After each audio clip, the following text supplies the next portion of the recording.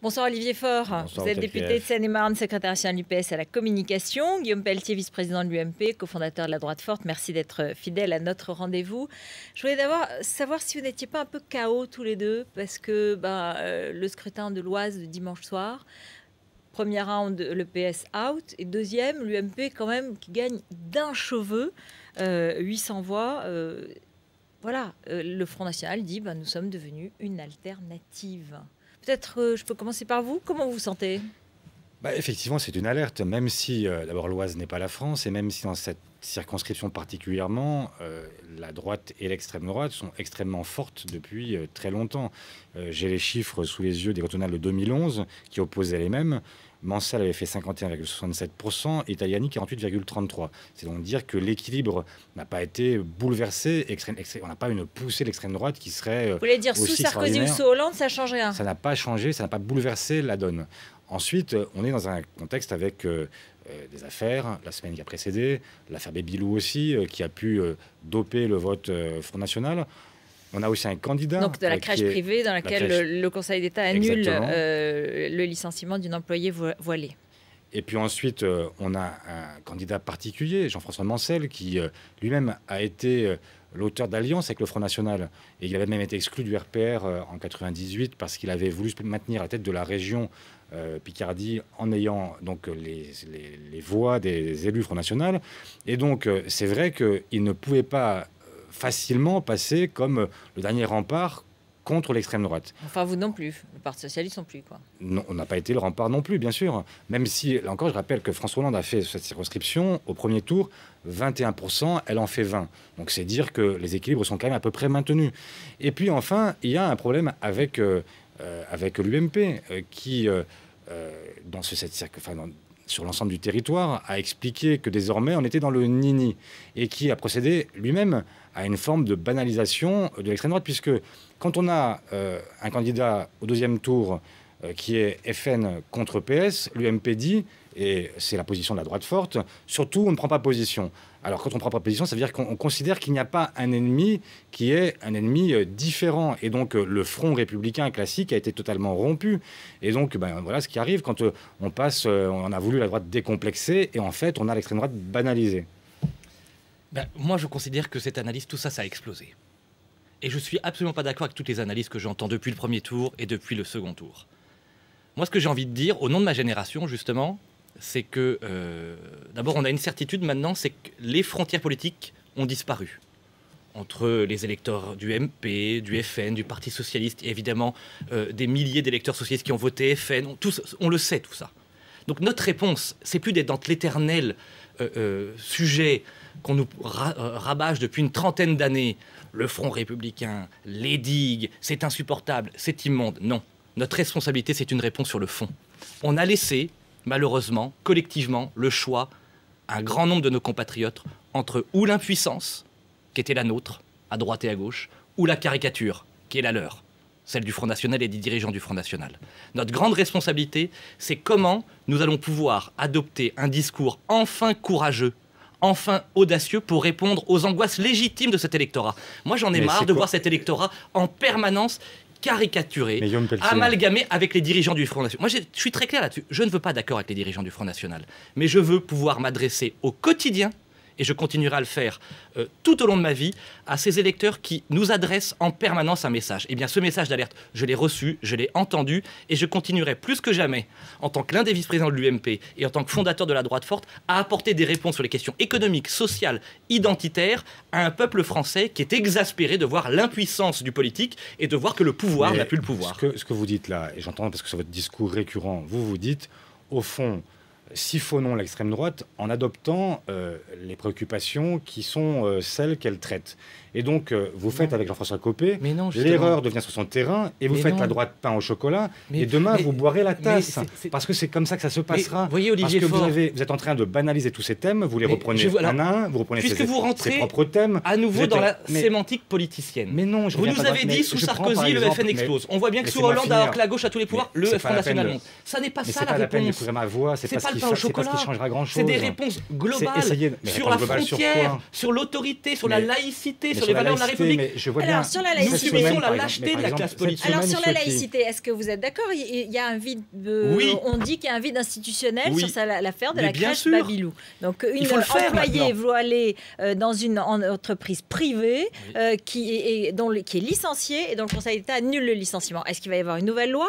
Et est-ce que vous êtes capable, j'ai envie de dire, vous UMP, vous PS, de faire une loi ensemble Eh bien, pour dire il y a un vide, on va le combler? L'UMP avec Éric Ciotti vient de déposer et va déposer dans les prochaines heures une proposition de loi pour permettre justement dans les entreprises privées, aux entreprises privées d'être souveraines dans ce domaine et d'avoir une position claire. C'est-à-dire D'ailleurs, de dire ce dans qu'a- chaque entreprise, eh bien, on accepte ou on n'accepte pas de signes religieux ostentatoires. Exactement, c'est-à-dire dans le prolongement de ce qu'avait évoqué Manuel Valls à l'issue de cette décision. Et je crois qu'avec la même audace qu'avait eu Nicolas Sarkozy sur la question de la burqa dans l'espace public, il faut qu'on ait une réponse. Les Français ne supportent plus de voir nos traditions, nos modes de vie, l'égalité entre les hommes et les femmes, la laïcité qui est notre trésor commun et partagé, abîmée vous mélangez et un peu balayée tout, en mais- permanence. Mais Alors, non. Olivier Faure, réponse. Moi, je suis aussi favorable à ce qu'il y ait une loi qui permette, dans un certain nombre de secteurs d'intérêt général, effectivement, de prévoir la neutralité de ceux qui y travaillent et qu'il n'y ait pas dans ces lieux de signes ostentatoires qui, seraient attentatoires aussi à l'idée de laïcité. Mais attention, parce que la laïcité, c'est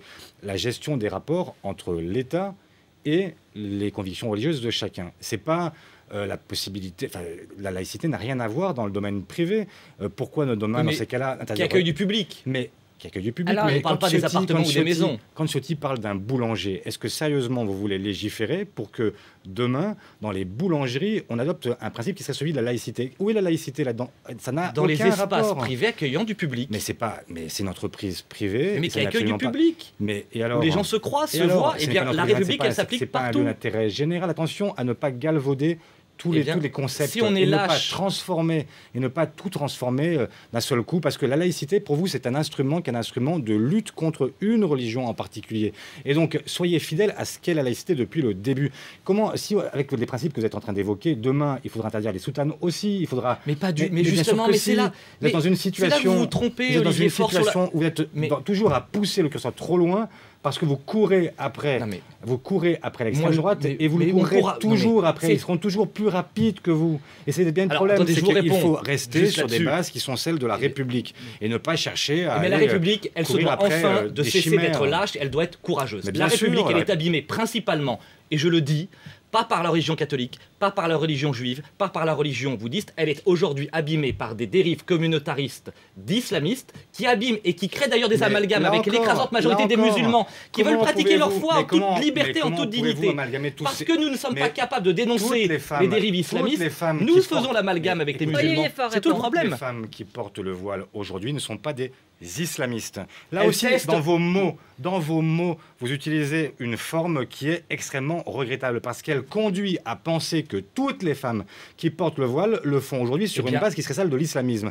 Et donc, il y vous en êtes a en un train grand de, nombre vous êtes qui- en train- vous êtes en train de classer ces femmes-là dans le registre du quasi-terrorisme, ce qui est extrêmement inquiétant, parce que vous êtes en train de les repousser, vous êtes en train de les stigmatiser, en train de faire d'elles Eh bien. des femmes qui seraient en réalité des ennemis de la République française, ce qui n'est pas le cas. Elles ont une revendication qui est identitaire, on peut la regretter, on peut considérer que ce symbole est un mauvais symbole parce Eh bien, qu'il Si on exprime ne fait que le une forme de regretter, alors ne soumission vous de la étonnez femme. pas de voir Mais je vous dis- le peuple français Mais s'exaspérer de plus simplement, en ce que je plus. dis, moi je suis d'accord pour une loi, mais une loi qui permette de redéfinir les frontières de ce qui relève de l'intérêt général. Et donc oui, pour que dans une crèche, le voile soit banni, mais non pour que désormais on ne puisse pas avoir de voile dans une boulangerie. Je crois qu'il faut garder raison et ne pas se transformer d'un seul coup en procureur de tout ce que peuvent penser les uns et les autres. Moi, je Voilà. considère qu'à Rome, on vit comme les Romains, et en France, on vit comme les Français. Eh bien écoutez, il y a des Français qui sont musulmans. Oui, je vous et- l'apprends et- peut-être, bien- mais c'est le cas. et ils vivent très bien. Et ils Ils en ont vivent très marre bien. d'être Et parfois, elles stigmatisés portent le voile. par votre lâcheté parce que vous Mais n'avez c'est pas pas le la courage de lâcheté. dénoncer les dérives communautaristes. Mais c'est pas une Moi, c'est ma dérive, Il c'est nous conviction. pas reste une 2 dérive. minutes, voilà, ce débat il vient de commencer et je pense qu'il sera très très animé. Il y aura sans doute une loi, en tout cas on peut l'entendre après cette discussion.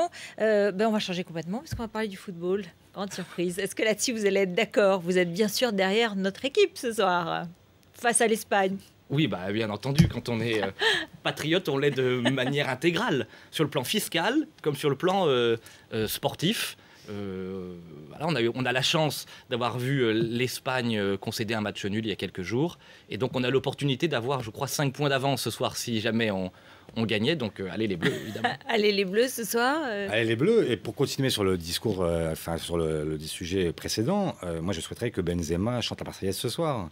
Et donc qu'il accepte l'idée que quand il incarne une population, la population française, un peuple qui est fier de son histoire, fier aussi de ses symboles, ben, j'aimerais qu'effectivement tous les joueurs entendent la Marseillaise et considèrent que quand ils portent le maillot bleu, ils sont plus qu'eux-mêmes, ils sont la France. Et donc c'est pour ça qu'on les soutient et j'espère aussi... Vous savez qu'on dit que Attendez. Platini ne la chantait pas et que ça ne gênait personne à l'époque. Oui, hein. mais C'est sauf que- devenu un symbole. Là où je suis d'accord avec, d'ailleurs, Et le il maillot vous l'a bleu pi- vrai... il vous l'a piqué, ça. Le hein, maillot on dirait. bleu.